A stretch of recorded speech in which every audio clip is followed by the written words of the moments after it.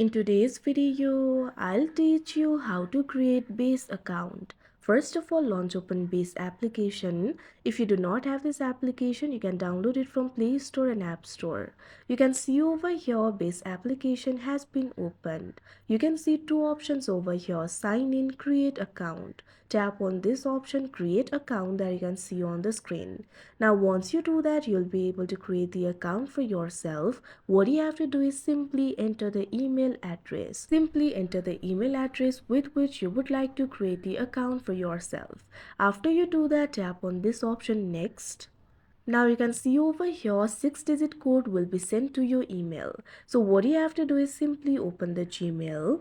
You can see over here Gmail has been opened. Base has sent me the email, simply tap on it.